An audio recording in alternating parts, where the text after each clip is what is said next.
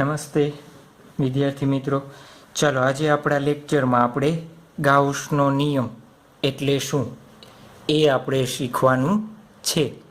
અને બહુ જ ફેમસ નિયમ છે. આના ઉપરથી આપણે ઘણી બધી વાર્તા કહીએ તો વાર્તા અને આઈએમપી થિયરી તમારા ગુજરાત બોર્ડ માટેની તો આપણે એ સાબિત કરશું. પણ ગાઉસનો નિયમ શરૂ કરી એ પહેલાં તમે એક આપણે ફ્લક્સ ભણ્યા હતા ને, વિદ્યુત ફ્લક્સ, એનું રિવિઝન કરવાનું છે. જો એ ફ્લક્સ તમને વ્યવસ્થિત સમજાઈ ગયેલ હશે તો ગાઉસનો નિયમ સમજવામાં કાંઈ પ્રશ્ન આવશે નહીં. અને ગાઉસનો નિયમ કેવો છે? સાર્વત્રિક નિયમ છે. ગમે એ સરફેસ માટે લગાવી શકાય, ગોળા માટે, વાયર માટે કે કવચ માટે, ગમે એના માટે આપણે ગાઉસનો નિયમ લગાવી શકીએ છીએ. ચાલો તો શરૂ કરીએ. ગાઉસનો નિયમ પહેલાં રિવિઝન કરાવવું પડશે. ફ્લક્સ, ચાલો થોડુંક આપણે ફ્લક્સનું રિવિઝન કરી નાખીએ. શું કરી નાખીએ? ફ્લક્સનું રિવિઝન. ચાલો, રિવિઝન ટાઈમ શું છે આપણા માટે? Revision time. ફ્લક્સ એટલે શું? આપણે શું કીધું હતું? ફ્લક્સને 5 વડે દર્શાવતા. ફ્લક્સ એટલે શું કીધું હતું આપણે? ઈ ડોટ એ. બે સદિશનો ગુણાકાર અદિશ હોય એને શું કરીએ? ડોટ વડે દર્શાવીએ છીએ. તો ફ્લક્સ માટેનું સૂત્ર શું થઈ જતું આપણું? ઈ એ કોસ થીટા. એ એટલે શું છે? ક્ષેત્રફળ સદિશ. ઈ એટલે વિદ્યુત ક્ષેત્રની દિશા. તો આપણું શું થઈ ગયું? આ ફ્લક્સનું સૂત્ર થઈ ગયું. બસ આ જ સૂત્રનો આપણે આ લેક્ચરમાં ઉપયોગ કરવાના છીએ. ચલો, cos theta, theta is equal to 0. એનો મતલબ શું થયું? ધારો કે આ નળાકાર છે. આ નળાકારની આ સપાટીમાંથી પસાર થતું મારે ફ્લક્સ શોધવું હોય તો આનો ક્ષેત્રફળ સદિશ એ આ દિશામાં છે. ધારો કે વિદ્યુત ક્ષેત્ર આ દિશામાં છે તો બંને વચ્ચેનો ખૂણો કેટલો થયો? Theta is equal to 0. તો 5 આપણને શું મળે? ઈ ઇન્ટુ એ જેટલું મળે છે. આ વાર્તા યાદ છે ને? બસ આ જ વાર્તાનો ઉપયોગ આપણે કરવાનો છે. ચલો, હું સાથે સાથે થિયરીના પોઈન્ટ્સ પણ લખતો જઈશ એટલે તમને કાંઈ પ્રશ્ન રહેશે નહીં રહીએ ને?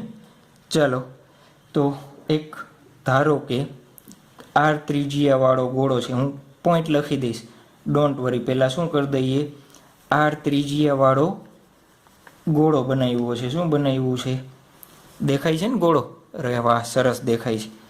ચાલો, એના કેન્દ્ર ઉપર પ્લસ ક્યુ જેટલો વિદ્યુત ભાર.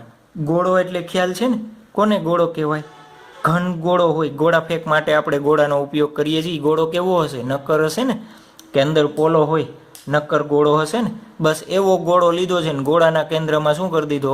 વિદ્યુત ભાર ભરી દીધો છે. કેવી રીતે ભર્યો છે એ આપણો સવાલ નથી, પણ આપણે એઝ્યુમ કરી લઈએ. ફિઝિક્સ છે ને, એઝમ્પશન. ચાલો, તો એઝ્યુમ કરી લીધો. ગોળાના કેન્દ્રમાં આપણે શું કર્યો છે? વિદ્યુત ભાર ભરી લીધો છે. ચલો, તો શું લખી દઉં એ પોઈન્ટ? ચલો, પોઈન્ટ નંબર 1, ધારો કે કેન્દ્ર પર પ્લસ ક્યુ વિદ્યુત ભાર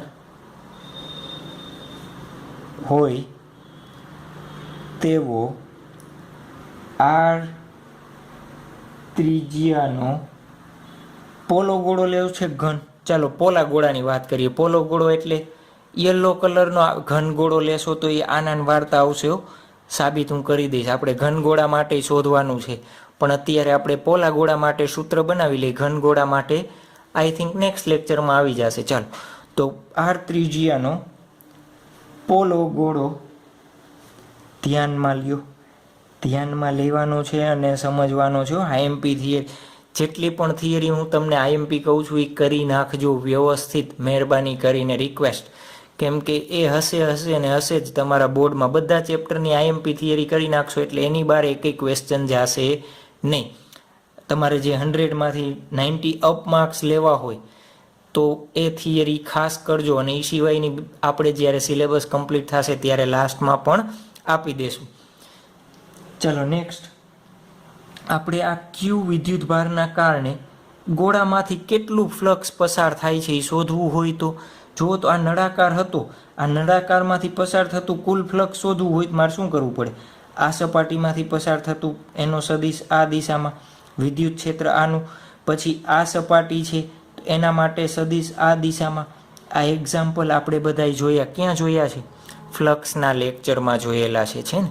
તો એ જ રીતે મારે ગોળા સાથે સંકળાયેલું ફ્લક્સ શોધવું હોય તો હું શું કરી શકું?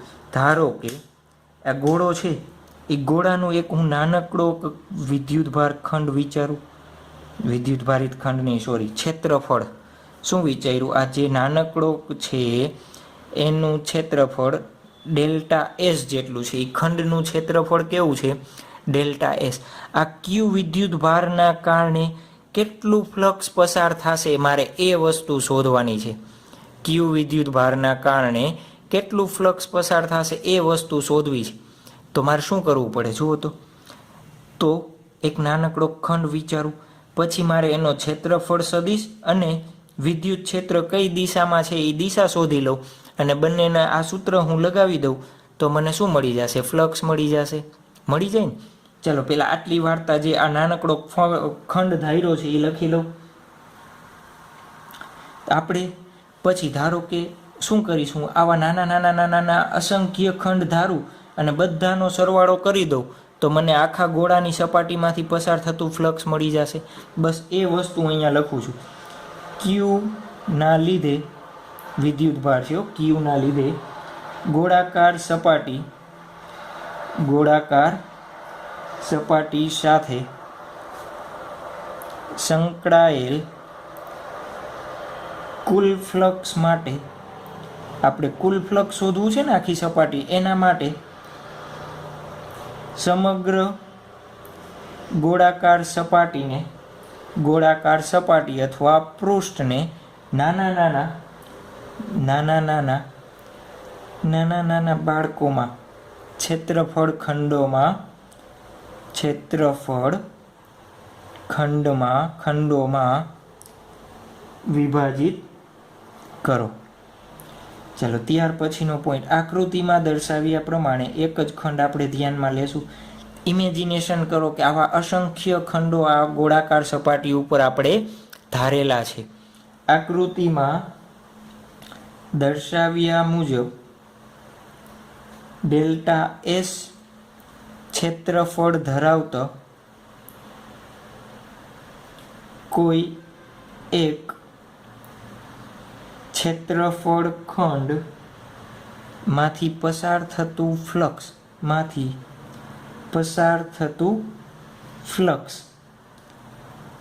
ચાલો આપણે આમાંથી પસાર થતું ફ્લક્સ શોધવું છે. ચાલો ધારો કે આ બિંદુ ક્યુ વિદ્યુતભારના કારણે અહીંયા વિદ્યુત ક્ષેત્ર કઈ દિશામાં હોય તો જુઓ તો બિંદુવત વિદ્યુતભારના કારણે વિદ્યુત ક્ષેત્ર હંમેશા સપાટીને કેવું હોય? લંબ કીધું હતું ને મેં. તો જુઓ તો આ સપાટીને લંબ છે તો આ વિદ્યુત ક્ષેત્રની દિશા થશે. દેખાય છે વિદ્યુત ક્ષેત્રની દિશા. ચલો અમે આ નાનકડો વિદ્યુતભાર ખંડ ધાર્યો છે. આપણે કીધું હતું 3D સરફેસ હોય તો ખંડ કેવો લેવાનો, એનો ક્ષેત્રફળ સદિશ કેવો લેવાનો? બહારની દિશામાં. તો બહારની દિશામાં આ દિશામાં થશે એ. જો તો બંને કેવા છે? સમાંતર. તો હું આ ડેલ્ટા એસ સાથે સંકળાયેલું ફ્લક્સ નાનકડું કમસતું હશે તો એને હું શું નામ આપું છું? Delta phi. નાનકડું કમસતું હોય તો એને શું આપ્યું? Delta phi. શું લખી શકાય? E into delta S. આ સૂત્ર લખ્યું છે મેં. E into delta S. Delta S એટલે વિદ્યુત ક્ષેત્રફળ છે એનો સદિશ અને ઈ એટલે વિદ્યુત ક્ષેત્રનો સદિશ. આ સૂત્રનો ઉપયોગ કર્યો છે. ચલો જો તો આ વિદ્યુત ક્ષેત્ર નાના ખંડ સાથે સંકળાયેલું વિદ્યુત ક્ષેત્ર મારે શોધવું હોય તો ઈની કિંમત શોધવી પડશે ને. ક્યુ ના કારણે અહીંયા વિદ્યુત ક્ષેત્ર શોધવું પડે તો હું શું લખું? નાના ખંડ સાથે સંકળાયેલ વિદ્યુત ક્ષેત્ર માટે ચાલો ઈ શોધવો છે. જો તો કઈ દિશામાં હશે? કેન્દ્રમાં વિદ્યુતભાર છે, કેન્દ્રની બહાર તરફ આ રીતના બધી બાજુ આ રીતના વિદ્યુત ક્ષેત્ર રચશે વિદ્યુતભાર. અરે યાર, બિંદુવત વિદ્યુતભારના કારણે વિદ્યુત ક્ષેત્ર કઈ દિશામાં હોય? કેન્દ્રવર્તી બહાર તરફ હોય. વિદ્યુત ક્ષેત્ર રેખાઓનો લેક્ચર આખો જોઈ લેવાનો. સંકળાયેલ વિદ્યુત ક્ષેત્ર માટે વિદ્યુત ક્ષેત્રનું સૂત્ર ચાલો. વિદ્યુત ક્ષેત્ર એટલે શું થાય? કે ક્યુ બાય આર સ્ક્વેર. આર કેમ લીધું? આ ગોળાની ત્રિજ્યા આર થશે તો આ બિંદુએ મારે વિદ્યુત ક્ષેત્ર શોધવું છે તો આર મળે મને. એટલા માટે મેં શું લીધું છે? R square. અરે યાર, વિદ્યુત ક્ષેત્રનું સૂત્ર શું થાય? કે ક્યુ બાય આર સ્ક્વેર, બે વિદ્યુત ભાર વચ્ચેનું અંતર. અત્યારે ધારો કે બિંદુવત વિદ્યુત ભાર અહીંયા મૂકેલો છે તો એનું અંતર આર થાય, આર સ્ક્વેર. ચાલો, મારે સદિશ જોઈએ છે ને, તો હું સદિશ લખું છું આર કેરેટ લખું છું. શું લખું છું? સદિશ આર કેરેટ લખું છું. શું લખું છું? સદિશ આર કેરેટ. આર કેરેટ એટલે શું? બિંદુવત વિદ્યુત ભારના કારણે ત્રિજ્યાવર્તી બહારની દિશામાં હશે. બસ એ જ. તો આર કેરેટ શું દર્શાવે છે? આર કેરેટ કેન્દ્રથી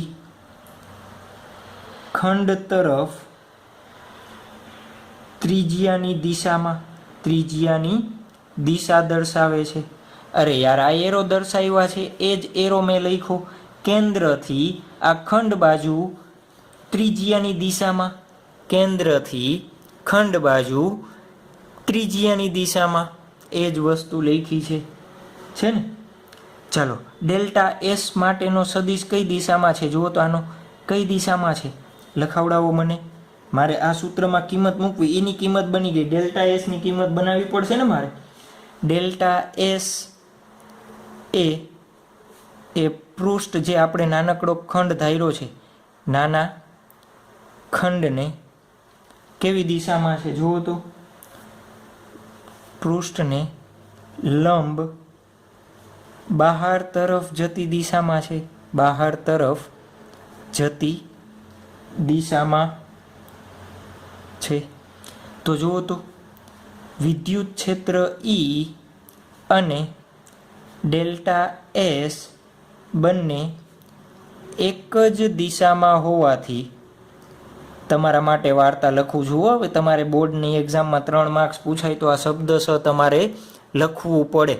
પણ કેવી રીતના સમજીને, વાર્તા કોઈ દિવસ ગોખવાની નથી, યાદ રાખવાની છે. શું કર્યું પહેલેથી સ્ટાર્ટ કરો. ચાલો છેલ્લે રિવિઝન કરાવી દઈશ. અત્યારે જઈએ આપણે. એક જ દિશામાં હોવાથી બંને વચ્ચેનો ખૂણો, વચ્ચેનો ખૂણો થઈ ગયો ને, ખૂણો 0 છે. ચાલો, આ સૂત્રમાં ડેલ્ટા 5 બરાબર લખાવડાવો તો મને ઈ ડેલ્ટા એસ કોસ 0 થશે. ચાલો, ઈની કિંમત કે ક્યુ સ્મોલ ક્યુ છે, q by r square. R caret હવે લખતો નથી, બંનેની દિશા કેવી છે? સરખી. અને ડેલ્ટા એસ એમનેમ રાખી દઉં, ડેલ્ટા 5. ચાલો, ખ્યાલ આવી ગયો. આને આપી દઈ નંબર 1.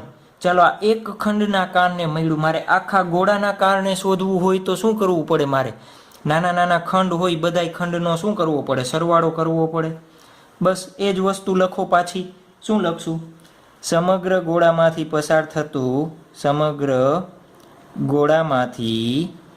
પસાર થતું ફ્લક્સ તેની પરના દરેક ક્ષેત્રફળ ખંડોને લીધે મળતા, પસાર થતું ફ્લક્સ ખંડોને લીધે મળતા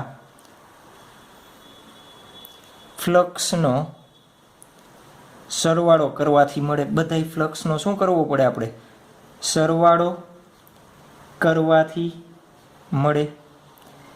તો શું આપણે ગોળાકાર સપાટીનું કુલ ફ્લક્સ જોઈ છે ને? ગોળાકાર સપાટીનું કુલ ફ્લક્સ.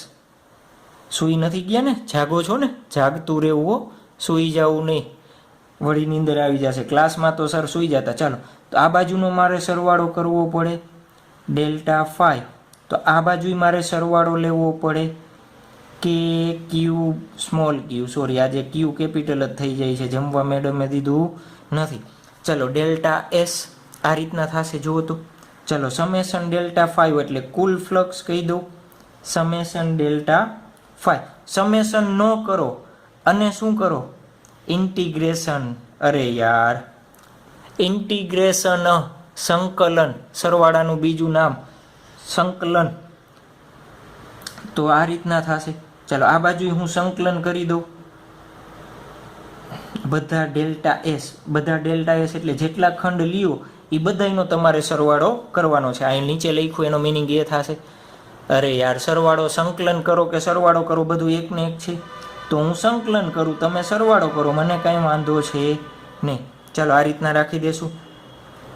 અહીંયા એક રાઉન્ડ લગાવું છું સંકલનની નિશાનીમાં. સંકલનની નિશાનીમાં આ રીતના રાઉન્ડ લગાવેલું હોય એટલે શું છે, બંધ ગાળાનું સંકલન થાય. એને શું કહેવાય, બંધ ગાળાનું. કેમ, તો ધારો કે અહીંયા એક ખંડ છે, બીજો વિચારો, ત્રીજો વિચારો, ચોથો વિચારો, પાછો ફરીને પાછો તમે અહીંયા આવશો તો કેવો બંધ ગાળો બને છે ને, એટલા માટે આ બંધ ગાળાનું સંકલન કરેલું છે. ચાલો 5 બરાબર શું થશે જુઓ તો, કે ગમે સપાટી માટે કેની કિંમત કેવી છે, અચળ 12 લઈ લો. ક્યુ વિદ્યુતભાર કેન્દ્રમાં જ રાખેલો છે, સંકલનમાં કાંઈ કામ છે નહીં, અચળ છે 12 લઈ લો. આર, તો આ બધા ખંડ માટે જુઓ તો અહીંયા વિચારો, બધા ખંડ માટે આર કેવો રહેશે, અચળ. આર એ 12 લઈ લો તો શું વધે છે, ડેલ્ટા એસ. જુઓ તો મારે કેનું સંકલન કરવું પડે, આ નાના ખંડ છે એ બધાનું સંકલન કરવું પડે. એનો મતલબ શું થયો, જુઓ તો આ બધા ખંડનો સરવાળો કરો તો તમને શું મળે, અરે યાર કાંઈ વાંધો નહીં. ચાલો અહીંયા રાખો નંબર 2, મારે લખી દેવું પડશે, પેરાલિસિસ વાળા છો. ગોળાકાર ખંડ, જુઓ તો આ બધા ખંડ આર અંતરે જ હશે ને, ગોળાકાર ખંડ સપાટીના દરેક ખંડ સરખા અંતરે હશે, અંતરે હોવાથી આ ડેલ્ટા એસની જગ્યાએ હું શું લખી શકું, જુઓ તો આખા ગોળાનું ક્ષેત્રફળ લખી દઉં. અરે યાર બધે તમારે સંકલન જ કરવું છે, આનું બધાનું સંકલન કરવું છે. ડેલ્ટા એસ શું દર્શાવે, ક્ષેત્રફળ દર્શાવે. વળી તમે પરિઘનો લઈ લેતા હો, ડેલ્ટા એસ શું દર્શાવે છે, ક્ષેત્રફળ દર્શાવે છે. તો મારે આખું અહીંયા લેવું હોય તો એસ બરાબર 4πr² લખી શકું. ગોળાનું ક્ષેત્રફળ શું થાય, 4πr². કેની જગ્યાએ, તો ડેલ્ટા એસની જગ્યાએ મારે શું લખવું પડે, 4πr². તો નંબર 2 ઉપરથી ચાલો 5 ઇઝ ઇક્વલ ટુ શું લખી શકાય, KQ/r². 4πr², r² cancel. ચાલો k ઇઝ ઇક્વલ ટુ 1/4πε0 લખી શકાય કે ન લખી શકાય, સાચું કે ખોટું, સાચું. 4π કેન્સલ. તો 5 ઇઝ ઇક્વલ ટુ ક્યુના છેદમાં ε0. તો આ થઈ ગયું આપણા માટે ગાઉસનો નિયમ થઈ ગયો. શું થઈ ગયું, ગૌસનો નિયમ હવે લખશું. ચાલો ક્યુ એટલે જુઓ તો ક્યુ શું છે, ગોળાકાર સપાટીની અંદર રહેલો વિદ્યુતભાર છે. તો આપણે આગળના જતા લેક્ચરમાં આપણે ફ્લક્સ ક્યુ હું આવી રીતના લખીશ, સપાટી વડે ઘેરાયેલ વિદ્યુતભાર છેદમાં ε0. અંદર એટલે આ સપાટી છે, સપાટીનો આકાર ગમે એવો હોય તો ચાલશે, મારે એની અંદર કેટલો વિદ્યુતભાર છે એની જરૂર રહેશે. ધારો કે આવો સપાટીનો આકાર છે અને અંદર વિદ્યુતભાર ક્યુ છે, તો મારે કયો લેવાનો, અહીંયા બાર Q2 છે અને અંદર Q1 છે, તો મારે કયો વિદ્યુતભાર લેવાનો, Q1 લેવાનો, Q2 લેવાનો. કયો વિદ્યુતભાર લેવાનો, સપાટીની અંદર હોય એ વિદ્યુતભાર લેવાનો. તો Q અંદર. ખ્યાલ આવી ગયું. સ્પીડ નથી ને, નથી. સ્પીડ હોય તો યુટ્યુબમાં કંઈ ફેસિલિટી આપે છે સ્લો મોશન કરીને. ચાલો જુઓ તો આ સમીકરણ ઉપરથી શું કહી શકાય, ઉપરોક્ત સમીકરણ પરથી મેળવેલ ફ્લક્સ જુઓ તો ગોળાની ત્રિજ્યા ઉપર આધારિત. સૂત્રમાં ક્યાંય યાર આવે છે, નથી આવતું. અરે વાહ, મિરેકલ થઈ ગયું ને, ચમત્કાર. કોઈ પણ સપાટીનું ફ્લક્સ એ ગોળાના પરિમાણ ઉપર આધારિત નથી હો. તો આપણે પહેલાં લખી નાખીશું, ગોળાની ત્રિજ્યા પર આધારિત નથી. તે ગમે તે આકારનું પૃષ્ઠ હોય, મેં જો તો આવું લીધું છે એના માટે સાચું છે. તો આ સમીકરણ ગમે તે આકારનું પૃષ્ઠ હોય, ગમે તે આકારના, પણ શરત શું, બંધ પૃષ્ઠ હોવું જોઈએ. બંધ પૃષ્ઠ માટેનું વ્યાપક સમીકરણ છે. ચાલો અહીંયા સુધી ખ્યાલ આવી ગયો. હવે વાત રહી આપણે નિયમની. કેની વાત કીધું હતું ને, ગાઉસનો નિયમ લખો. ચાલો તો ગાઉસનો નિયમ આના ઉપરથી લખવો છે. કોઈ પણ બંધ પૃષ્ઠ સાથે સંકળાયેલું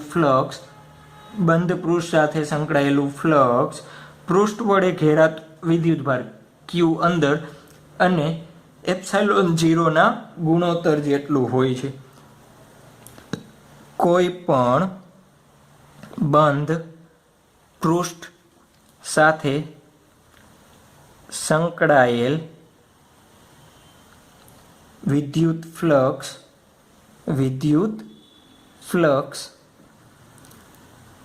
બંધ પૃષ્ઠ સાથે સંકળાયેલું વિદ્યુત ફ્લક્સ પૃષ્ઠ વડે ઘેરાતા કુલ વિદ્યુતભાર અને એપ્સાઇલોન 0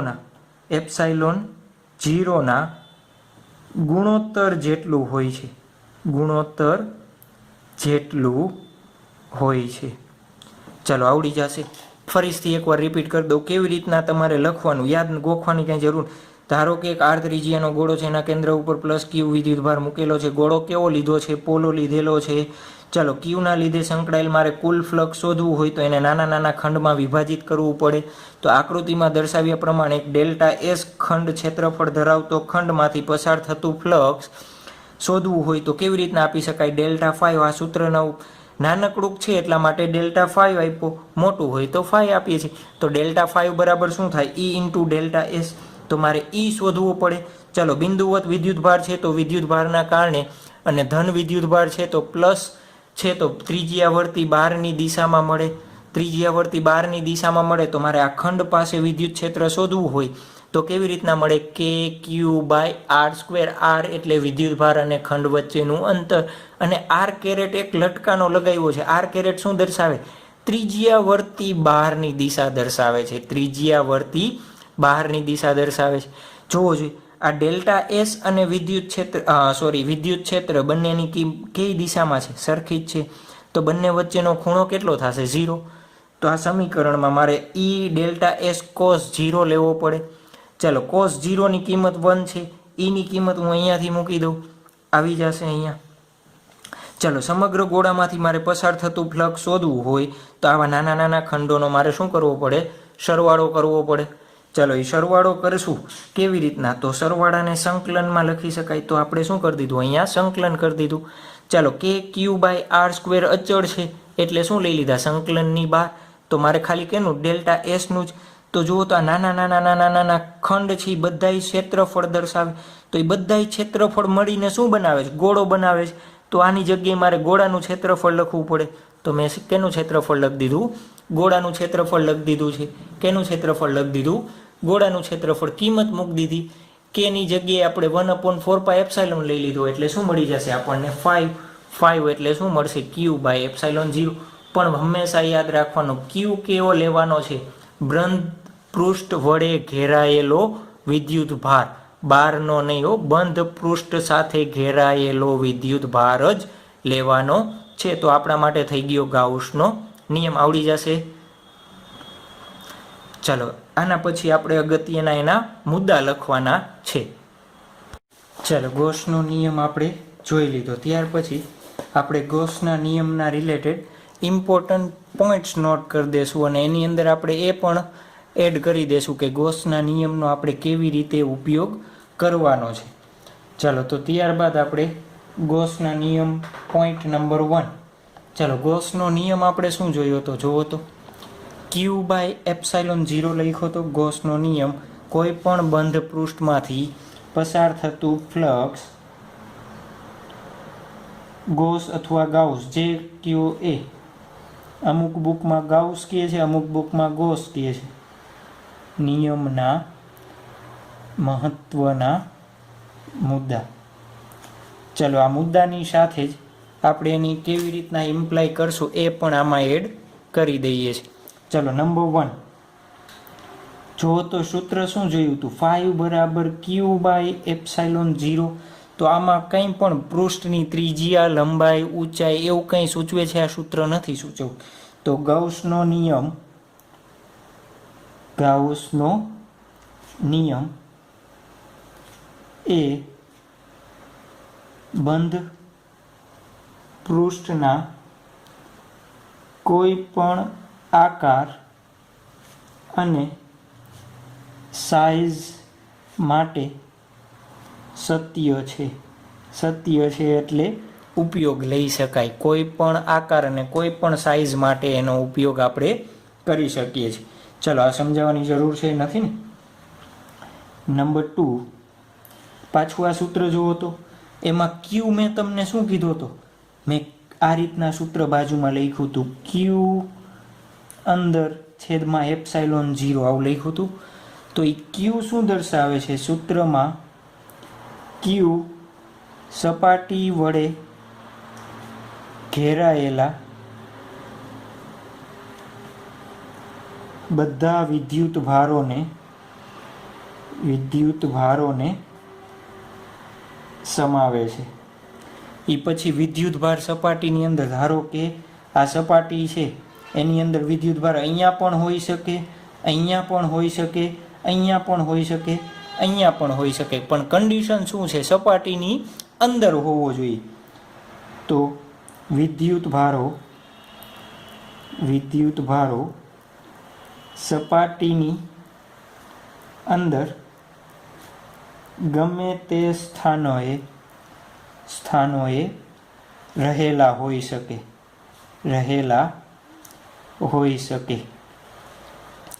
ચલો, ત્યારબાદ પોઈન્ટ નંબર 3.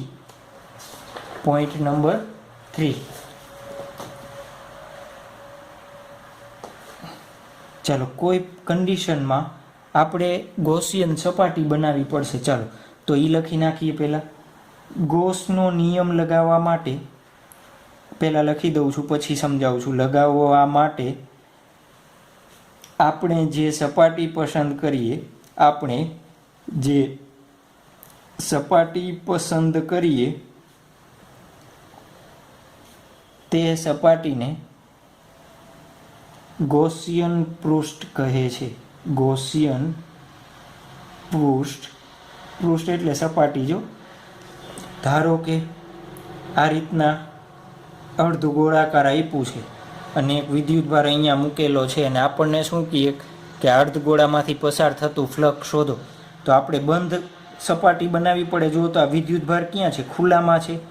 તો હું આ રીતના ધારી દઉં ગોળો આખો. તો એ આખો જે આ ડોટેડ લાઇનથી ગોળો બનાવ્યો, એ ગોળાની સપાટીને આપણે શું કહેશું? ગૌસિયન પૃષ્ઠ કહેવાય. શું કહેવાય? ગૌસિયન પૃષ્ઠ. ચલો, ત્યારબાદ પોઈન્ટ નંબર 4. ધારો કે આપણે સપાટી એવી પસંદ કરી, આ ગૌસિયન પૃષ્ઠ પસંદ કરીએ છીએ, તો લખી દઈ જે પરિસ્થિતિમાં, પહેલાં લખી દઉં છું પછી એક્સપ્લેન કરીએ છીએ. પરિસ્થિતિમાં સપાટી એવી પસંદ કરવામાં આવે કે કેટલાક વિદ્યુતભારો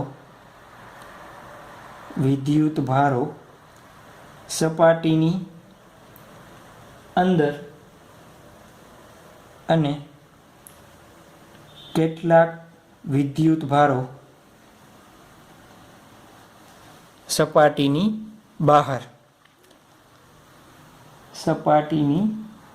બહાર હોય. ચાલો જોવો તો, ધારો કે અહીંયા વિદ્યુતભારો Q1, Q2, Q4, Q5 આ રીતના આવેલા છે. ચાલો, તો આપણે મેં ગૌસિયન પૃષ્ઠ નક્કી કર્યું. આ ડોટેડ લાઈન શું દર્શાવે છે? મને ગૌસિયન પૃષ્ઠ. ચાલો, ગૌસિયન પૃષ્ઠ આપણે નક્કી કર્યું.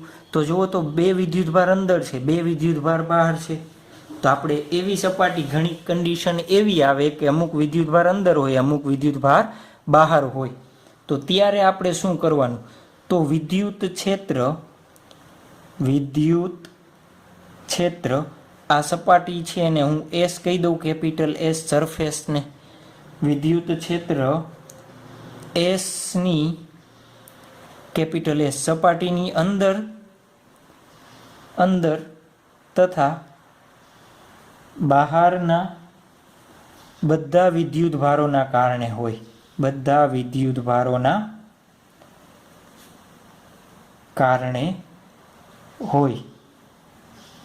પણ જે આ સૂત્ર છે ક્યુ બાય એપ્સાઇલોન 0માં ક્યુ એ જે આ ક્યુ છે એ એસની અંદરના માત્ર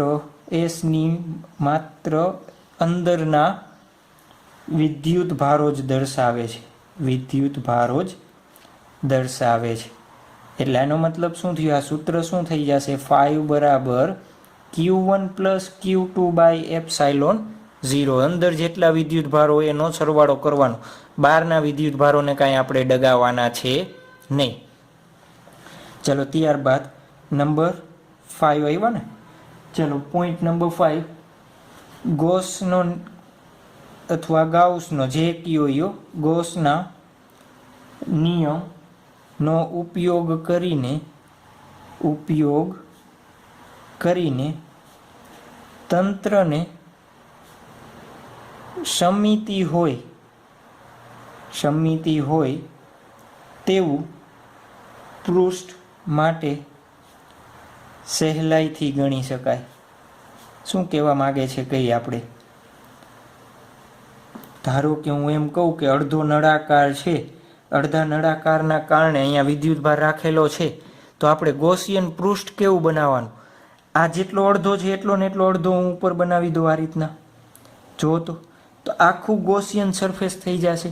તો ગોસિયન સપાટી બનાવતા પહેલાં આપણે એની સમમિતિ કઈ દિશામાં છે એ વિચારવાનું. સમમિતિ મળી જશે એટલે સૂત્ર તો આપણી પાસે છે જ, 5 બરાબર ક્યુ બાય એપ્સાઇલોન 0. આ આખામાંથી પસાર થતું ક્યુ બાય એપ્સાઇલોન 0 થઈ જશે. આવડી જશે ને. તો આ 5 પોઈન્ટ, અને ખાસ આ એક ગોસિયન પૃષ્ઠ કેવી રીતના નક્કી કરવું, એક આ વિદ્યુત ભારો ક્યાં લેવાના, અને એક આ આપણે જ્યારે MCQ જોશું એટલે આનો ઉપયોગ આપણે ખાસ કરવાના છીએ. ચાલો તો શરૂઆત કરીએ MCQની. થિયરી અહીંયા આપણે શું કરીએ? પૂર્ણ કરીએ. ચાલો MCQ નંબર 1, કોઈ બંધ પૃષ્ઠમાં રહેલ ડાયપોલના કારણે ઉદ્ભવતું ફ્લક્સ ખાલી જગ્યા હોય. શું કહેવા માંગે છે? ધારો કે એક સપાટી છે, સપાટીની અંદર ડાયપોલ એટલે આ રીતના હોય ને, -Q પ્લસ Q આ રીતના હોય. ચાલો આ ગોસિયન જે પૃષ્ઠ મેં બનાવ્યું છે, આ પૃષ્ઠ એને શું કીધું આપણે? ગોસિયન પૃષ્ઠ કીધું. તો એ પૃષ્ઠનું આપણે આ રીતના સૂત્ર છે, Q અંદરના છેદમાં એપ્સાઇલોન 0. ચાલો અંદર કેટલા વિદ્યુત ભાર છે? એક તો -Q, એક પ્લસ Q છેદમાં એપ્સાઇલોન 0. તો જવાબ શું આવશે? 0. તો કોઈ પણ બંધ પૃષ્ઠમાં ડાયપોલ હોય તો એના કારણે ઉદ્ભવતું ફ્લક્સ કેટલું થશે? 0 થાય. આવડી જશે ને આ MCQ. ચાલો આપણે જોઈએ નેક્સ્ટ MCQ. ચાલો શું આપેલું છે આપણને? MCQ નંબર 2, એક અર્ધ નળાકાર આપેલો છે અને એ અર્ધ નળાકારની સપાટી ઉપર અહીંયા Q વિદ્યુતભાર આપેલો છે. તો આ નળાકારમાંથી પસાર થતું ફ્લક્સ શોધવાનું છે. ચાલો ફ્લક્સ એટલે શું? આપણે કીધું હતું કોઈ પણ સપાટી હોય એમાં પસાર થતી વિદ્યુત ક્ષેત્ર રેખાઓની સંખ્યા. જુઓ તો અહીંયા વિદ્યુતભાર છે, તો વિદ્યુતભાર પ્લસ હોય તો એના કારણે આ રીતના બધેથી શું હતો? આ રીતના નીકળશે. અને એ જ રીતે અહીંયા ઉપર પણ વિદ્યુત ક્ષેત્ર આ રીતના નીકળશે છે ને. તો આપણે તો શું જોઈએ? આ સપાટી જે આપણને નળાકાર કીધું છે એ નળાકારમાંથી કેટલી વિદ્યુત ક્ષેત્ર રેખાઓ પસાર થાય એ જ આપણે જોઈ છે ને. ચાલો તો આના માટે આપણે શું કરશું? એક આ જેવો નળાકાર નીચે છે એવો ને એવો ઉપર બનાવી દઉં. એવો ને એવો ઉપર. કેમ ઉપર બનાવ્યો છે? જુઓ તો કેમ ઉપર બનાવ્યો છે? આપણે શું કીધું? તો આ વિદ્યુત ભાર બંધ પૃષ્ઠમાં હોવો જોઈએ. આપણે ફ્લક્સની ગોસનો નિયમ જોયો ત્યારે. તો જે આ રેડ કલરની સપાટી તમને દેખાય છે આપણે શું લઈ લઈએ? ગોસિયન પૃષ્ઠ લઈ લીધું. વિદ્યુત ભાર જુઓ તો ક્યાં છે? વચ્ચોવચ્ચ આવેલો છે. હવે ચાલો તો આખા આ જે રેડ કલરનો ભાગ છે એમાંથી પસાર થતું ફ્લક્સ Q બાય એપ્સાઇલોન 0 જેટલું હોય. આપણે કીધું હતું એ સપાટી ઉપર આધારિત નથી. ચાલો તો જુઓ તો આપણે તો શું જોઈએ, આ નીચે બ્લેક કલરનો ભાગ છે એ કેટલો છે, ઉપર અને આ બેથી આખો બને છે તો અડધો ભાગ છે. તો આપણે અડધા નળાકારનું જોતું હોય તો આ જે આખો છે એના ભાગમાં શું કરવું પડે, ડિવાઈડ બાય 2. જુઓ તો અડધી વિદ્યુત ક્ષેત્ર રેખાઓ નીચે જાય છે અને અડધી ઉપર જાય છે, તો આપણે તો નીચેથી પસાર થતી હોય એ જ શોધવાની છે ને, એટલા માટે શું થશે, Q/2ε0. ચાલો ત્યારબાદ નેક્સ્ટ નંબર 3 કરો તો. નંબર 3, ચાલો એક ગોળો આપેલો છે, અર્ધ ગોળો, હેમિસ્ફિયર કહીએ છીએ ને આપણે. હેમિસ્ફિયરના આ ભાગમાં એક વિદ્યુતભાર આપેલો છે Q જેટલો. તો આ હાફ હેમિસ્ફિયર છે, આપણે શું બનાવવું પડે, વિદ્યુતભાર ક્યાં છે, ઉપરની સપાટી. આપણે કેવું ફ્લક્સ જોઈએ, આ રીતના પસાર થતું, આમાંથી પસાર થતું, આ રીતના નીચેના ભાગનું જ જોઈએ છે ને. અને ઉપરના ભાગનું આપણે કાંઈ કામમાં છે, જુઓ તો આ બ્લુ કલરનો છે એ કાંઈ કામમાં આવશે આપણે નથી આવતું, પણ આપણે ગોસિયન પૃષ્ઠ બનાવવું પડે. તો આ જેવું નીચે છે એવો ગોળો ઉપર બનાવી દો, આખો r ત્રિજ્યાનો ગોળો. ચાલો આખા ગોળામાંથી પસાર થતું ફ્લક્સ આપણને ખબર છે ગોસના નિયમ પ્રમાણે Q/ε0. આપણે કયું કામ છે, બ્લેક કલરનો ભાગ છે હાફ, એ જ શોધવાનો કીધો છે ને. તો 5/2 તો શું લખી શકાય, Q/2ε0 લખી શકાય. આ ખ્યાલ આવ્યું. ચાલો ફ્લક્સ શોધવાનું કીએ એટલે આ રીતના તમારે વિદ્યુત ક્ષેત્ર રેખાઓ ઇમેજનરી ડ્રો કરી દેવાની, કેટલા ભાગમાંથી આપણને જોઈ છે એટલે આવડી જાય. ચાલો ત્યારબાદ નેક્સ્ટ ક્વેશ્ચન નંબર 4. ચાલો શું લેશું આપણે,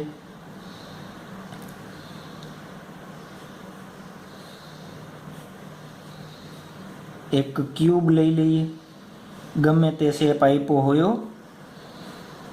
એક શું લઈ લીધો, ક્યુબ. ક્યુબની વચ્ચોવચ્ચ એક વિદ્યુત ભાર Q રાખેલો છે, સમઘન છે, એની બાજુની લંબાઈ a છે, એક વચ્ચોવચ્ચ વિદ્યુત ભાર એટલે અહીંયાથી ઉપર a/2 અંતર અને ઉપરની સપાટીથી પણ a/2 અંતરે રાખેલો છે. ચાલો તમને એમ કહીએ કે આ વિદ્યુત ભારના કારણે કોઈ એક બાજુમાંથી પસાર થતું ફ્લક્સ, એક બાજુમાંથી પસાર થતું ફ્લક્સ કેટલું હોય. ચાલો કેવી રીતના શોધશો, આખા સમઘનમાંથી પસાર થતું ફ્લક્સ જુઓ તો આ રીતના બધી દિશામાં જશે, સમઘનમાંથી પસાર થતું ફ્લક્સ બધી દિશામાં જશે ને. ચાલો આખા સમઘનમાંથી પસાર થતું ફ્લક્સ કેવી રીતના મળે આપણને, Q/ε0. યાદ રાખજો ને, આકાર સાથે કાંઈ લેવા દેવા છે નહીં. ચાલો તો એક બાજુમાંથી તમને પસાર થતું ફ્લક્સ શોધવાનું કીધું છે ને. ચાલો એક બાજુમાંથી પસાર થતું ફ્લક્સ શોધવું હોય તો કેવી રીતના મળે, કેવી રીતના મળશે જુઓ તો. એક બાજુમાંથી, સમઘનને કેટલી બાજુ છે, કેટલી બાજુ હોય, સમઘનને કેટલી બાજુ હોય, 1 2 3 4, નીચેની 5 અને આ બાજુની 6 છે ને. 1, આ નીચે 2, આ 3, આ 4, આ 5 અને આ 6 બાજુમાંથી. તો ચાલો આ સમઘનમાંથી પસાર થતું, એક જ બાજુમાંથી પસાર થતું, આ તો 6 બાજુમાંથી પસાર થાય છે ને. તો મારે એક બાજુમાંથી પસાર થતું શોધવું હોય તો મારે શું કરવું પડે, આખું છે એને 6 વડે ભાંગવા પડે ત્યારે 1 મળે ને.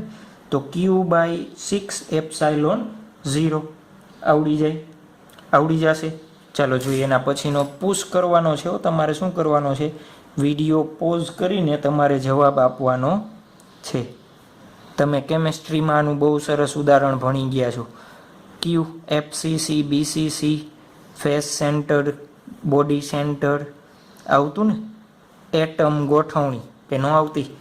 ચાલો એક વિદ્યુત ભાર જે અહીંયા ડાર્ક કરેલું છે ને Q, અહીંયા રાખેલો છે. ચાલો આ વિદ્યુત ભારના કારણે પહેલાં તો આ સમઘનમાંથી પસાર થતું ફ્લક્સ શોધવાનું છે. આ સમઘનમાંથી કેટલું ફ્લક્સ પસાર થશે, ક્યાં રાખેલો છે, એક બાજુ, એક કોર્નરમાં. આ સમઘન માની લ્યો તો અહીંયા જે આ કોર્નર દેખાય, મેં કોર્નર ઉપર વિદ્યુત ભાર રાખેલો છે. ચાલો શું થશે જુઓ તો, કેવી રીતના ગોઠવણી થાય. તમે કેમેસ્ટ્રીમાં ભણી ગયા, એક સમઘનમાં કોર્નર ઉપર એટમ રહેલો હોય તો એ કેટલા સમઘન સાથે સંકળાયેલો હોય. તો ધારો કે હું એક આ રીતના બનાવું, અહીંયા એક, પછી એ જ રીતના અહીંયા ઉપર એક હશે ને, ઉપર એક આ રીતના, એક આની ઉપર હશે એક આ રીતના. તમે કેમેસ્ટ્રીમાં ઓલરેડી ભણી ગયા છો. ચાલો 4 જેવી રીતના આગળ છે એવી જ રીતના 4 પાછળ હશે. કેવી રીતના? ચાલો અહીંયા વિદ્યુતભાર છે તો એક અહીંયા ગોઠવી દઉં બોક્સ, એક અહીંયાની ઉપર, 2 1 2 3 4 થી સેમ ટુ સેમ 4 4 પાછળના ભાગમાં હશે. ત્યારે આખો વિદ્યુતભાર કવર થશે ને. તો જુઓ તો કેટલા સમઘન થયા? 8 થયા. તો કુલ પસાર થતું ફ્લક્સ આ વિદ્યુતભારના કારણે કેટલું છે? Q/ε0. તો એક સમઘનમાંથી પસાર થતું કેટલા? એક સમઘનમાંથી તો શું આવે? Q/8ε0 આવે. શું આવે? Q/8ε0 આવે. કેમ? જુઓ તો 8 સમઘન વડે ઘેરાયેલો છે ને, આપણે તો આ બ્લેક કલરના એકમાંથી જ જોઈ છે. એટલે શું આવે? 8ε0. થોડુંક ઇમેજિનેશન કરજો એટલે આવડી જશે. ચાલો હું તમને એમ કહું કે આ બ્લેક કલરની સમઘન છે એમાં એક બાજુમાંથી પસાર થતું ફ્લક્સ, આ જ પ્રશ્ન પણ એમાં શું પૂછે? એક બાજુમાંથી પસાર થતું ફ્લક્સ. તો આપણે શું કરી નાખી? ચાલો કેટલી બાજુ હોય સમઘનને? 6. તો આને ભાંગ્યા 6 કરવા પડે ને. તો 8 × 6 × ε0 Q/8 6 48 ε0. પણ આ વસ્તુ કેવી છે? ખોટી છે હો. કેમ? પાછું વિચારો તો એક અહીંયા એક અહીંયા એક અહીંયા એક અહીંયા પાછળ એ જ રીતના 4 ગોઠવાયેલા. ચાલો અહીંયા વિદ્યુતભાર મૂકેલો છે. જુઓ તો આ સપાટીમાંથી ફ્લક્સ પસાર થશે અહીંયા વિદ્યુતભારના કારણે. કેમ નહીં થાય? પાછળ એક શું આવી જાય છે? પાછળ એક સમઘન આવી. અરે યાર મારે મોબાઈલ લેવો પડશે. ચાલો આ મોબાઈલ એક બીજો સમઘન માની લ્યો તો. જુઓ તો અહીંયા વિદ્યુતભાર રાખેલો છે તો આ સપાટી બે કેવી છે? ફિક્સ થઈ ગઈ છે. તો આ સપાટીમાંથી કાંઈ પસાર થશે નહીં થાય. એ જ રીતના એક સમઘન મેં અહીંયા રાખેલો છે તો આ સપાટીમાંથી પસાર થશે નહીં થાય. એવી જ રીતના મેં એક સમઘન અહીંયા ઉપર રાખેલો છે તો આમાંથી પસાર થશે નહીં થાય. તો કઈ વધે છે? એક આગળની, એક નીચે અને એક ડાબી બાજુ. કેટલી સપાટી વધે છે? 3.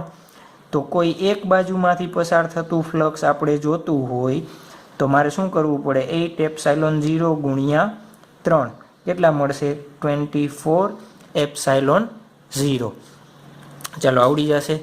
આવડી જાય ને ત્યારબાદ આપણે એક સારો MCQ જોવાનો છે અને એનું સૂત્ર સાબિત કરશું. તમારે ડાયરેક્ટ સૂત્ર યાદ રાખી લ્યો તો પણ ચાલશે, પણ સાબિતી આપવી મારી શું છે? ફરજ છે ને, એટલા માટે. Q આકૃતિમાં દર્શાવ્યા પ્રમાણે Q જેટલા બિંદુવત વિદ્યુતભારથી x અંતરે રહેલી એક વર્તુળાકાર તકતીને મેં આ રીતના રાખેલી છે. એ રીતના તમારે આકૃતિ ઇમેજિન કરવાની છે. x અંતરે રહેલી r ત્રિજ્યાની વર્તુળાકાર તકતી સાથે Qના કારણે વિદ્યુત ફ્લક્સ શોધવા. તકતીમાંથી પસાર થતું આપણે શું શોધવાનું છે? ફ્લક્સ. ચાલો તકતીમાંથી મારે પસાર થતું ફ્લક્સ શોધવું હોય તો જુઓ તો ફ્લક્સની બાઉન્ડ્રી શું બનશે? આ રીતના બાઉન્ડ્રી બનશે. આ છેલ્લો પોઈન્ટ અને આ બાજુનો આ છેલ્લો પોઈન્ટ આ રીતના. આની વચ્ચેથી જેટલું પણ પસાર થતું ફ્લક્સ હશે એ બધું આમાંથી પસાર થશે. તો આ બે આછી લાઈન મેં ડ્રો કરી છે એ શું દેખાડે છે? બાઉન્ડ્રી દેખાડે છે ને. ફ્લક્સ એટલે શું છે? વિદ્યુત ક્ષેત્ર રેખાઓ. તો આની સાથે સંકળાયેલી વિદ્યુત ક્ષેત્ર રેખાઓ. જો તો આ મહત્તમ, આ બાજુ મહત્તમ. એ જ રીતના તકતી આ રીતના રાખેલી છે તો એક પોઈન્ટ આ લીધો, એ જ રીતના એક ઉપર લેશો, એક નીચે લેશો. 3Dમાં વિચારજો કઈ રીતના. એક પોઈન્ટ તમે આ લ્યો છો, એક આ લઈ છે તો એક ઉપર અને એક નીચે. એ જ રીતના બધા પોઈન્ટ હશે. ચલો આમાંથી પસાર થતું આપણે ફ્લક્સ શોધવું છે. ફ્લક્સ કેવી રીતના મળે? જુઓ તો ફ્લક્સ કેવી રીતના. અત્યારે સમિતિ કાંઈ બને છે? નથી બનતી ને. શું કરવું પડે મારે? જો તો આ એક અંતર છે, આ બાજુ એક અંતર રાખું તો મારે એટલો ને એટલો નળાકાર લેવો પડે પાછો. પછી આ બાજુનું બાદ કરવું પડે. એવું અઘરી વસ્તુ થઈ જાય ને આપણે. તો એના કરતાં આપણે ફ્લક્સનું સૂત્ર શું જોયું હતું? 5 = E.dA અથવા વિદ્યુત ક્ષેત્રફળ સદિશ એ લખો તો આપણે આવું. જુઓ તો આ તકતી છે, તકતીનો નાનામાં નાનો ભાગ શું પડે છે? તકતીનો નાનામાં નાનો ભાગ શું પડે? એક હું પટ્ટી બનાવી દઉં આમાંથી. ઇમેજનરી કાપી આપણે શું કરીએ છીએ? એક ઇમેજનરી આ રીતના શું કરીએ? સ્મોલ r ત્રિજ્યાની પટ્ટી બનાવી દઉં. એ પટ્ટી કેમ બનાવી છે? આપણે શું કરવું છે? પહેલાં આ પટ્ટીનું શોધી નાખશું, પછી આપણે શું કરીએ? સ્મોલ જ છે સાવ. તમને દેખાય એટલા માટે શું કરીએ, આ પટ્ટીને ધીમે ધીમે ધીમે ધીમે આપણે સાઇઝ વધારતા જશું અને એનો સરવાળો કરી દઈએ. સરવાળો એટલે સંકલન આપણને આવડે છે. તો આ જે તકતી આપી છે આપણે નાનકડી કમસથી, ધારો કે એની ત્રિજ્યા કેટલી છે, સ્મોલ આર જેટલી ત્રિજ્યા, અને એની પહોળાઈ લઈ લઈએ આપણે ડીઆર જેટલી પહોળાઈ છે. ચાલો, તો આપણે આ તકતીમાંથી પસાર થતું ફ્લક્સ શોધીને પછી શું કરી નાખવું, આખાનું આ રીતના નાનકડો ભાગ કાપ્યો. પહેલાં ધારો કે આ રીતના ભાગ કાપ્યો, તો પછી થોડોક વધારતા જાય, પછી બધાનો આપણે શું કરી દઈશું, સરવાળો. ખ્યાલ આવ્યો? બધાનો શું કરી દઈશું, સરવાળો. ચાલો, એના માટે થઈને અહીંયા બિંદુ ધારો કે પી છે, તો આ પી બિંદુ પાસે આ ક્યુ વિદ્યુત ભારના કારણે વિદ્યુત ક્ષેત્ર કઈ દિશામાં હશે, આ રીતના હશે. આ વિદ્યુત ક્ષેત્રની દિશા જોડતી રેખા ઉપર હોય ને, ક્યાં હોય, બંનેને જોડતી રેખા ઉપર. ધારો કે આ ખૂણો આલ્ફા છે. શું છે? આ ખૂણો આલ્ફા છે. ચલો, આ બિંદુએ વિદ્યુત ક્ષેત્ર કઈ દિશામાં હોય, આ રીતના તકતી રાખી છે મારે. આ બિંદુએ વિદ્યુત ક્ષેત્રફળ સદિશ જોઈ છે, તો આને લંબ મળે, આ બિંદુને લંબ. તો લંબ આ દિશામાં થાય છે, તો હું લંબ આ રીતના ડ્રો કરી શકું. જો તો આ ખૂણો હું આલ્ફા લખી શકું કે ન લખી શકાય? કેમ? આ સમાંતર લાઈન છે, આ બે સમાંતર, આ એ જ છે, તો આલ્ફા ખૂણો આ આલ્ફા, તો આ આલ્ફા થશે.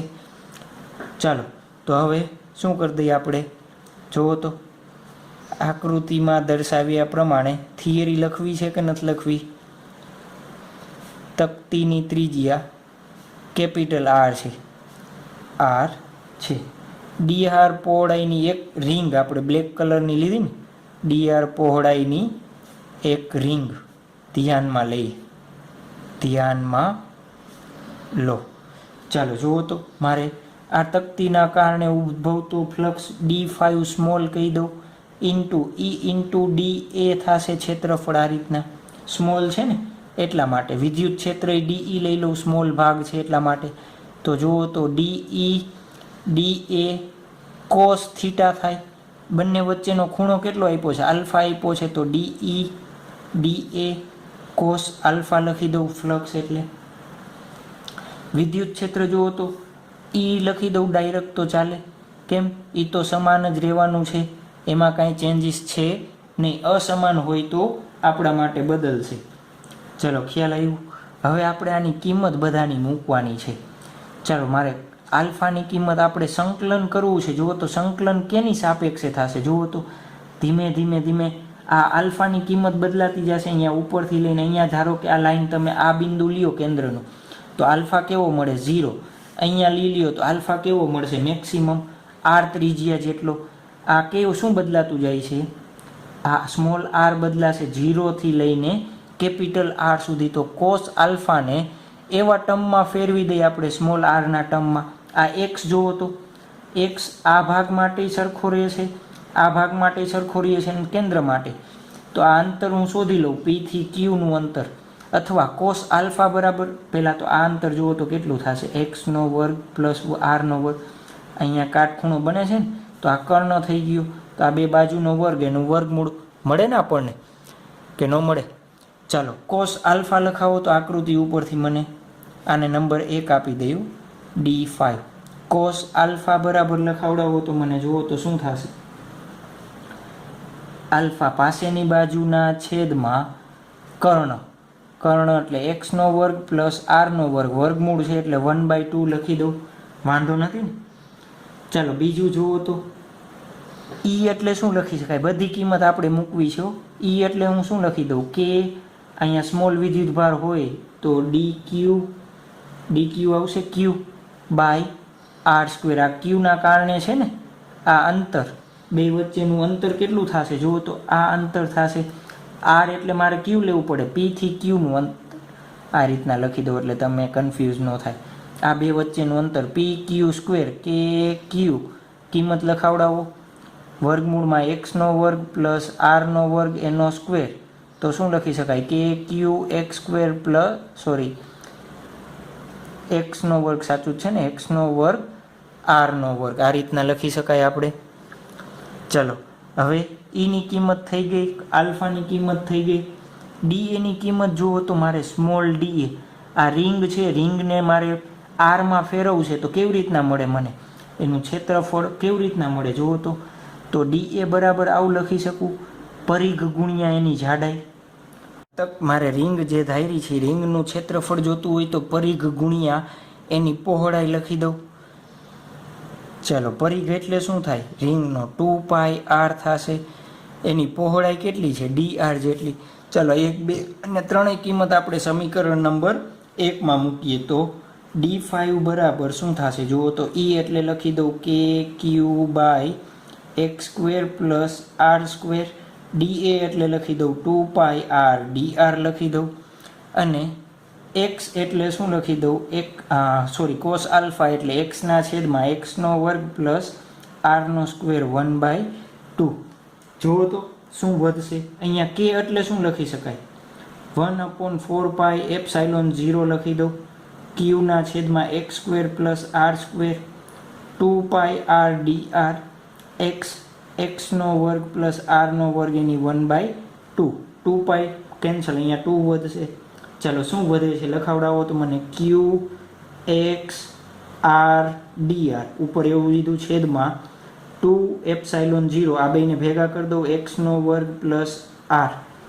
r એટલે સ્મોલ r લેજો બધી. શું લેશું આપણે, સ્મોલ r છે ને, આ સ્મોલ r ત્રિજ્યા લેવાની છો, ભૂલ છે ને આપણી, સ્મોલ r લઈ લઈએ. શું લઈ લઈએ, સ્મોલ r ત્રિજ્યા ધારી છે તો સ્મોલ r જ આવે ને.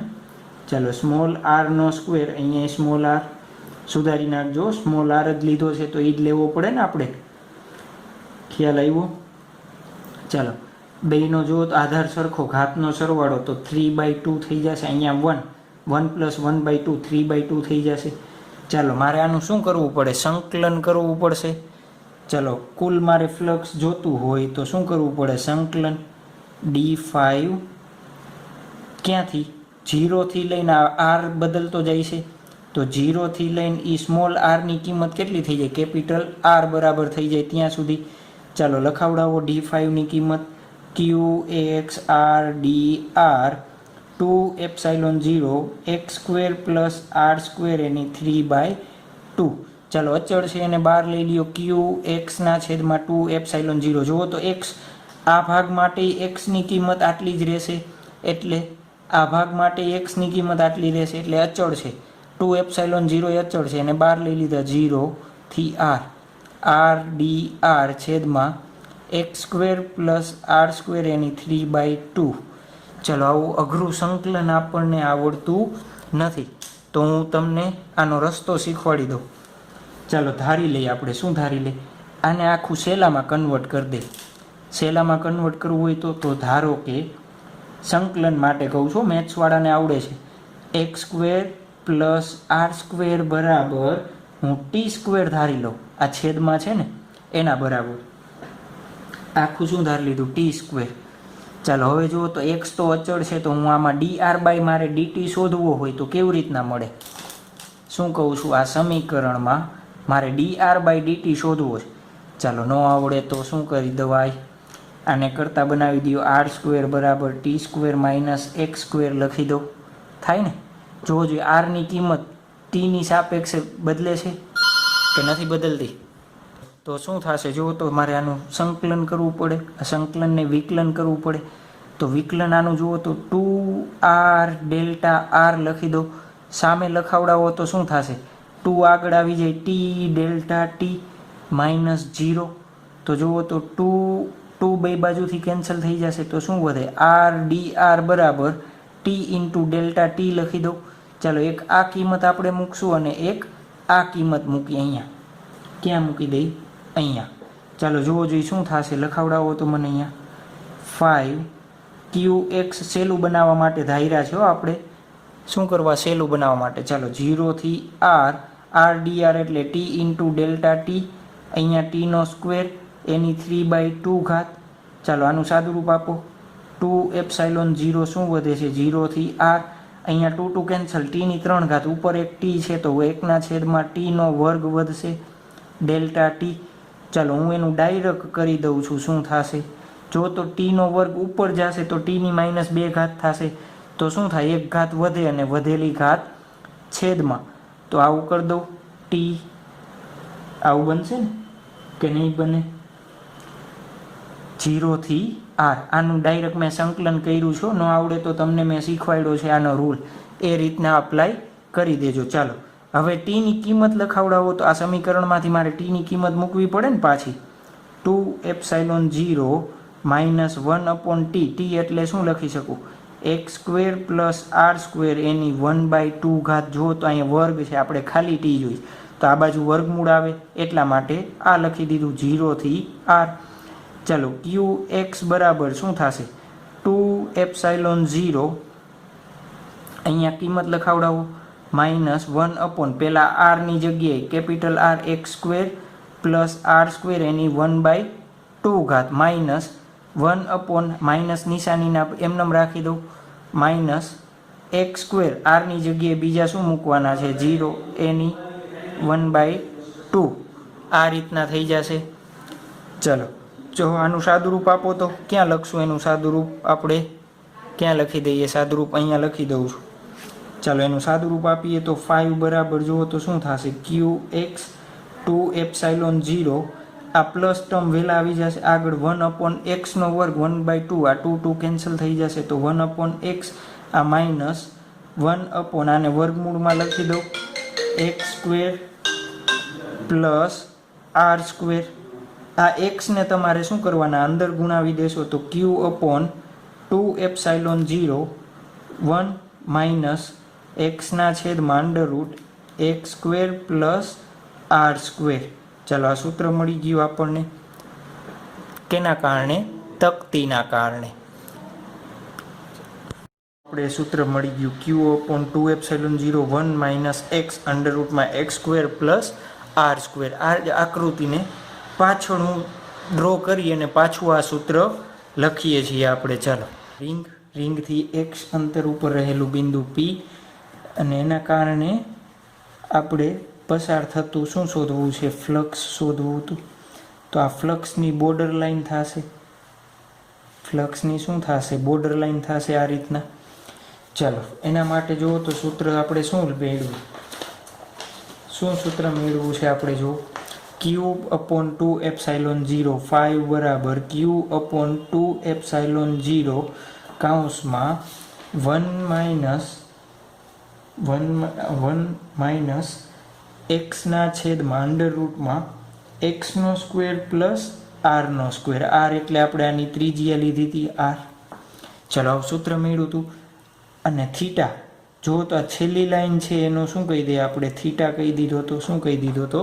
થીટા કહી દઉં. એને શું કહી દઈએ આપણે? થીટા કહી દઈએ. ચાલો જુઓ તો આકૃતિ ઉપરથી મને આ ત્રિકોણ માટે લખાવડાવો તો કયો આ જે ડાર્ક કરેલો છે એના માટે cos થીટા લખાવો તો.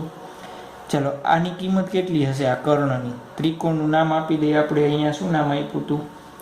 Q નામ, ને અહીંયા P રાખો ને અહીંયા O. તો આ ત્રિકોણ PQO પરથી જુઓ તો cos થીટા લખાવો તો આનું માપ શું થશે? √x² + r² થશે. તો cos થીટા એટલે પાસેની બાજુ છેદમાં કર્ણ. તો જુઓ તો આની જગ્યાએ હું આ લખી શકું cos થીટા. તો 5 બરાબર q/2ε0 કૌંસમાં 1 - cos થીટા થઈ જશે. આ ચાલો આના ઉપરથી બે સારા MCQ આપણે જોઈ. ધારો કે એના પછીનો MCQ નંબર આપજો. શું આપજો? MCQ નંબર નેક્સ્ટ આપજો.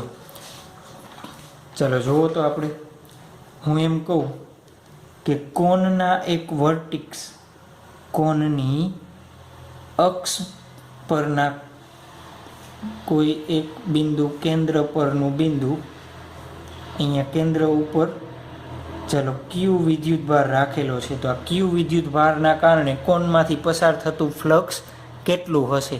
આ Q વિદ્યુતભારના કારણે આ r ત્રિજ્યાના કોણમાંથી પસાર થતું ફ્લક્સ કેટલું હશે? તો જુઓ તો આ જ આકૃતિ, આ વસ્તુ એની જ છે.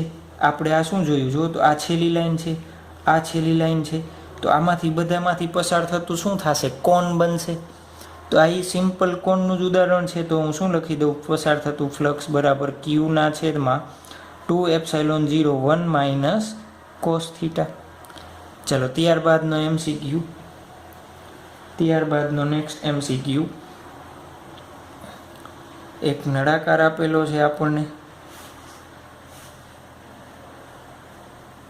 નળાકાર વ્યવસ્થિત ડ્રો કરજો. શું આપેલો છે? નળાકાર, જેની ત્રિજ્યા r છે અને એની લંબાઈ 2r છે.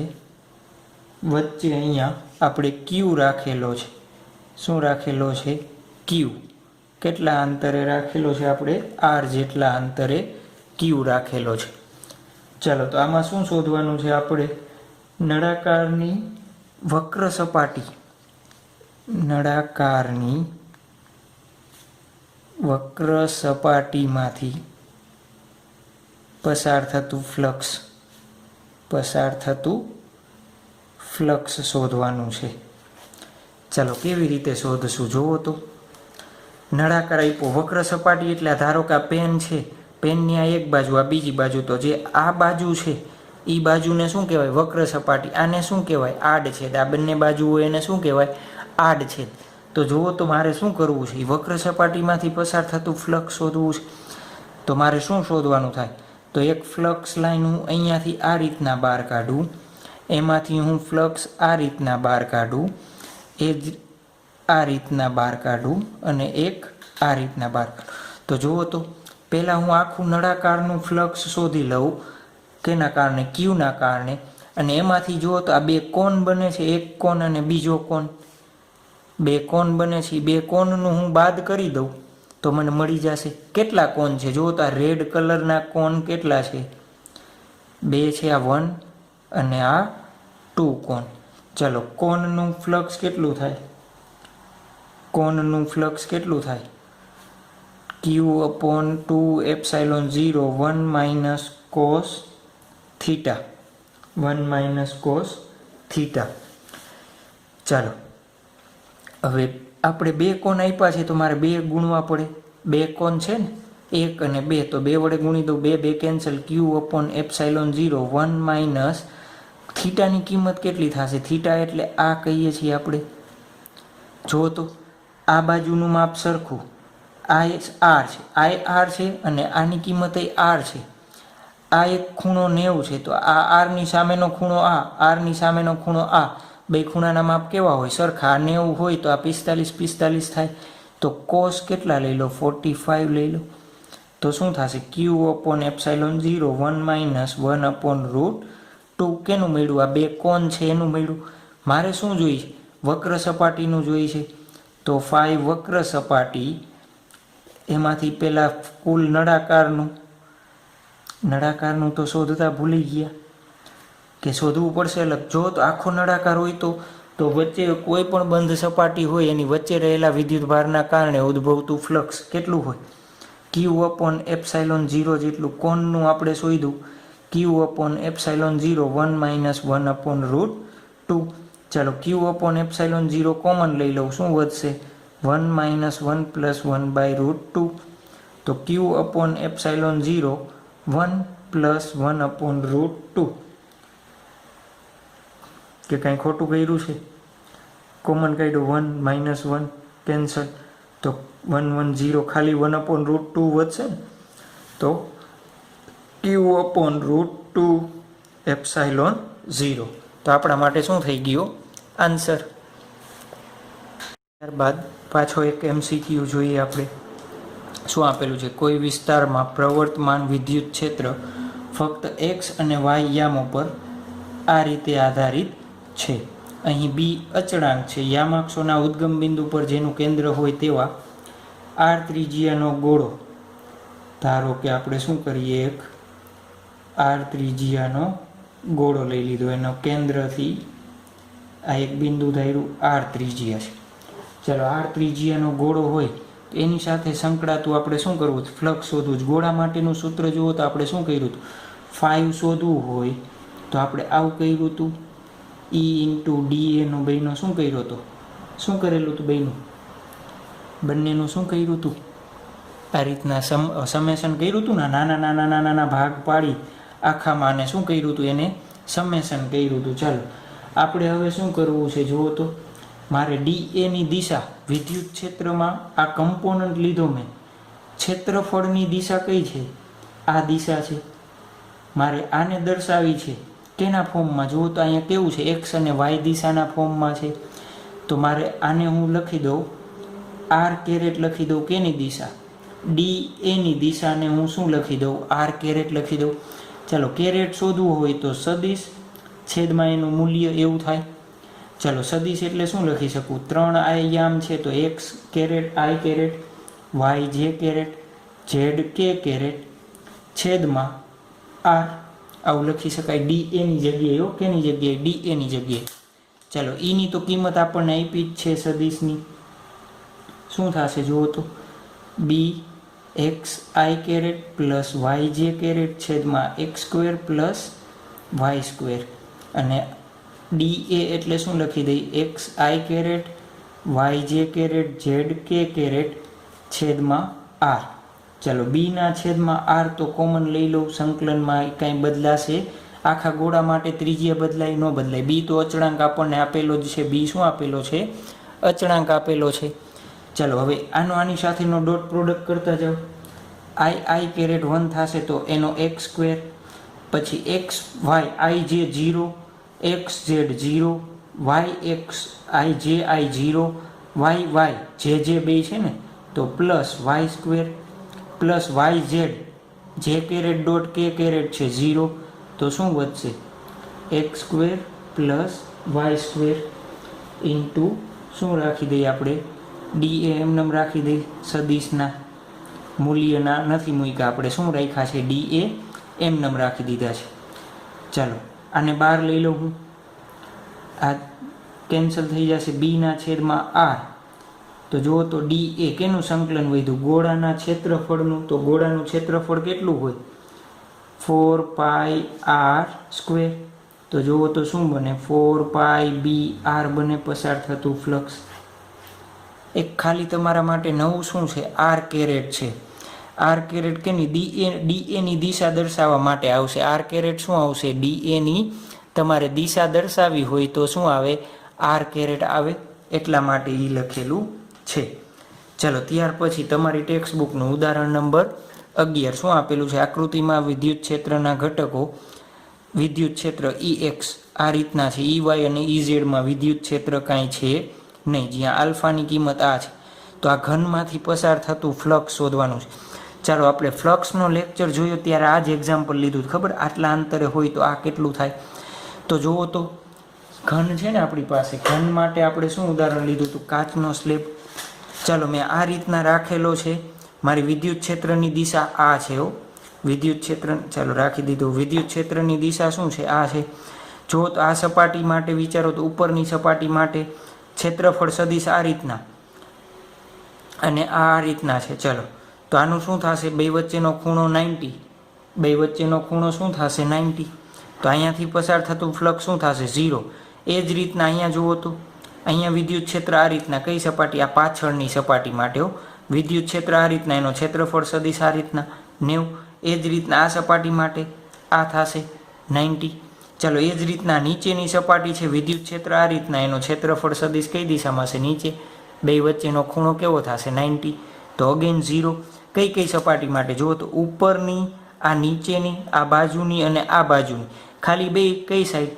આને હું કહી દઉં જમણી બાજુ, આને હું કહી દઉં ડાબી બાજુ. બે જ રીએ છે, અથવા નામ આપી દો તોય ચાલે. ચાલો આ 1 અને આ સપાટી 2. કઈ 2 કીધી છે મેં? આ 1 અને આ 2. જે આ રેડ કલરથી આપણે માર્ક કરેલો છે એ 1 અને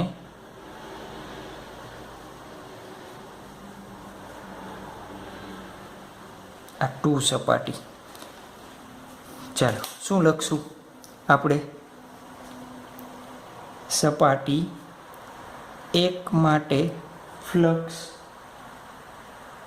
એનો ક્ષેત્રફળ સદિશ આ દિશામાં, વિદ્યુત ક્ષેત્ર આ દિશામાં છે. ચાલો ફ્લક્સ 5 બરાબર શું થશે? જુઓ તો ઈ ડી એ, ઈ ડોટ ડીએ થાય ને? શું થાય? ઈ ડોટ ડીએ. ચલો બે વચ્ચેનો ખૂણો જુઓ તો કેટલો છે 180, તો આ રીતના લખી દઉં EDA cos 180. ચલો cos 180 એટલે માઇનસ થશે, એટલે શું લખવું પડે મારે EX લખી દઉં. ચાલો આલ્ફા x 1/2 cos 180 એટલે શું આવે, cos 180 એટલે શું આવશે 1, પણ કેવો -1, તો શું લખી દઉં માઇનસ આલ્ફા x 1/2. અને ક્ષેત્રફળ DA જુઓ તો આ સપાટીનું આ બાજુનું માપ A, આ બાજુનું માપ A, તો અહીંયા DA નો મારે શું લખવો પડે A². ચાલો એ જ રીતના સપાટી 2 માટે લખાવડાવો, તો સપાટી 2 માટે ફ્લક્સ લખાવડાવો. ચાલો આના માટે વિદ્યુત ક્ષેત્ર આ દિશામાં, ક્ષેત્રફળ એ દિશામાં અને વિદ્યુત ક્ષેત્ર આ દિશામાં છે. તો જુઓ તો બંનેની વચ્ચેનો ખૂણો કેટલો છે EDA cos 0. ચાલો એટલે શું છે આલ્ફા EX જ આપણનો છે ને, આલ્ફા x⁻1/2 cos 0 એટલે 1, અને DA ના A², DA ના શું થશે A². ખ્યાલ આવ્યો? ચાલો આમાં જુઓ તો હજી આ x એટલે x દિશાનું મારે અંતર લેવું પડે, આ x દિશામાં છે ને.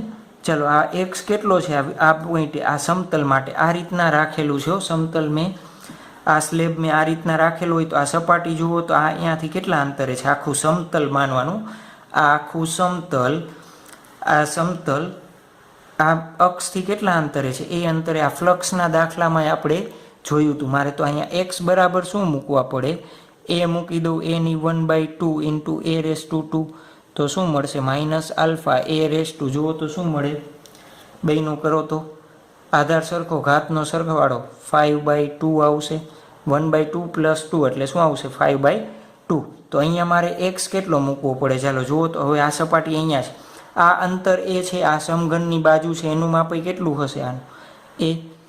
તો શું લખવું પડે મારે, જુઓ તો આલ્ફા 2a⁻1/2 a²2, તો વર્ગમૂળમાં 2 આલ્ફા a⁵2 મળ્યા મને કે ન મળે. ચાલો હવે બાકીના નામ આપણે હું આપી દઉં.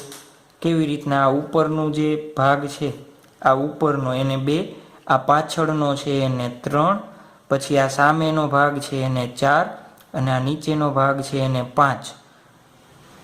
સોરી, અહીંયાથી 3 થી ચાલુ કરવાનો ને, 2 તો આપ્યો છે, 3, આ 4, આ 5 અને આ 6. ચાલો સપાટી હું એક સાથે જ લખી દઉં છું. સપાટી 3, 4, 5 અને 6 માટે ક્ષેત્રફળ સદિશ અને વિદ્યુત ક્ષેત્ર વચ્ચે કેટલાનો ખૂણો છે 90નો ખૂણો છે, માટે ફ્લક્સ 5, 3, 4, 5, 6 કેટલું મળશે આપણને 0 મળશે. કેટલું મળશે 0 મળશે. ચાલો હવે આપણને શું કીધું, પહેલું જુઓ તો ઘનમાંથી પસાર થતું કુલ ફ્લક્સ શોધવાનું છે ને. ઘનમાંથી પસાર થતું કુલ ફ્લક્સ કેટલું મળશે, જુઓ તો 5.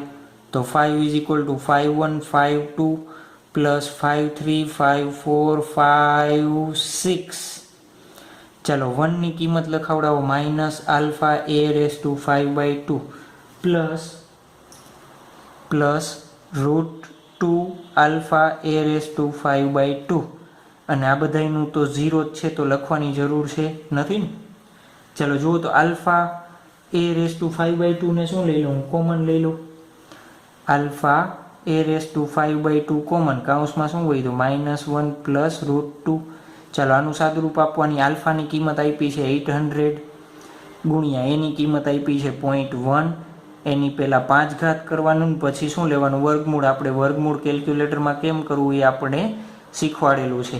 ચાલો આનું સાદુરૂપ આપશો એટલે આપણને મળશે 1.05 ન્યૂટન મીટર સ્ક્વેર પર કુલમ. તો આપણને મળી ગયું ઘનમાંથી પસાર થતું કુલ ફ્લક્સ. ચાલો નંબર 2, ઘનની અંદરના વિદ્યુતભારની ગણતરી કરો. ચાલો ધારો કે ઘન છે એના કેન્દ્રમાં એક વિદ્યુતભાર Q પડેલો છે.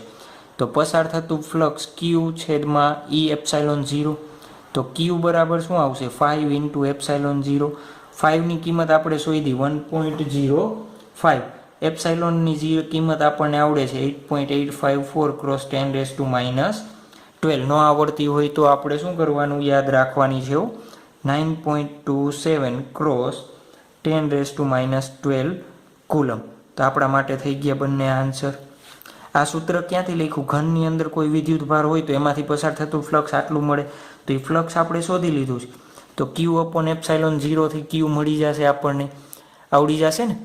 ચાલો ઉદાહરણ નંબર 12. ટેક્સ્ટ બુક સાથે રાખજો, હું રકમ લખતો નથી. શું આપ્યું છે, વિદ્યુત ક્ષેત્ર ધન x માટે ધન x દિશામાં અને સમાન છે, તેમજ ઋણ x માટે તેટલા જ મૂલ્યનું સમાન ઋણ x દિશામાં છે.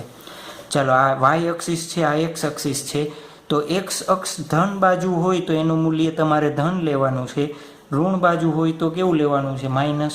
તો મેં આ લખી જ નાખ્યું છે, આ રીતના વિદ્યુત ક્ષેત્ર તમને આપેલું છે. ચાલો 20 સેન્ટીમીટર લંબાઈનો અને 5 સેન્ટીમીટર ત્રિજ્યાના નળાકારનું કેન્દ્ર ઉદ્ગમ બિંદુ પર x અને અક્ષ x દિશામાં છે, આ રીતના રાખેલી છે. જેથી એક સપાટી x બરાબર 10 સેન્ટીમીટર, જુઓ તો આ અંતર +10 સેન્ટીમીટર થશે. આ બાજુ છે, આ બાજુનું અંતર કેટલું થશે, -10. તમારી ટેક્સ્ટ બુકમાં આપણને આ રીતના આપેલું છે લખેલું. મેં અહીંયા 10 લખી નાખ્યું, અહીંયા 10 લખી નાખ્યું, ડિસ્ટન્સ છે ને. અને બીજી સપાટી -10 સેન્ટીમીટર, એટલે અહીંયા થશે -10 આ બાજુ. તો એ દરેક સપાટીમાંથી બહાર આવતું ફ્લક્સ, સપાટ બાજુ, દરેક સપાટ બાજુ એટલે આ સપાટ બાજુ થશે, બંને એમાંથી બહાર આવતું ફ્લક્સ આપણે શોધવાનું છે. બીજું, નળાકારની વક્ર બાજુમાંથી પસાર થતું ફ્લક્સ. આપણે આ પેનનું ઉદાહરણ લઈએ તો આ સપાટ બાજુ ગણો તો આ વક્ર સપાટીમાંથી બહાર આવતું ફ્લક્સ આપણે શોધવાનું છે. અને ત્રીજું, નળાકારમાંથી બહાર આવતું કુલ ફ્લક્સ કેટલું હશે. નંબર 4, નળાકારની અંદર કુલ કેટલો વિદ્યુતભાર છે. ચાલો આપણે ટર્ન બાય ટર્ન કરતા જાય. આ સપાટીને આપણે કહી દઈએ નંબર 1. સપાટી 1 માટે ફ્લક્સ. જો તો સપાટી 1 માટે આનું વિદ્યુત ક્ષેત્ર આ દિશામાં હશે.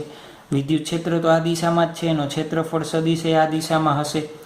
ચાલો 5 લખાવડાવો તો મને શું થશે, ઈ એ, તો એનું સૂત્ર શું છે, ઈ એ કોસ, જો તો બેની દિશા કેવી સરખી, તો કોસ 0. ચાલો ઈની કિંમત લખાવડાવો -200 I કેરેટ. એની કિંમત લખાવડાવો, આનું શું થશે, એ શું થશે, એ શું થશે, જુઓ તો પાઈ કેરેટ થશે. એ શું થશે, જુઓ તો છે આનો એ વર્તુળાકાર સપાટી છે, તો πr², પણ કઈ દિશામાં છે, -x દિશામાં, તો -πr² I કેરેટ લખી દઉં. કાંઈ તકલીફ નથી ને તમને, શું લખ્યું, -πr² I કેરેટ.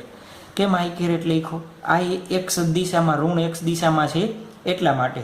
ચાલો માઇનસ પ્લસ, તો 200 ઇન્ટુ πr એટલે 5 સેન્ટીમીટર, તો 0.05, એને મેં મીટરમાં ફેરવી નાખ્યા. સોલ્વ કરશો એટલે મળશે 1.57 ન્યૂટન મીટર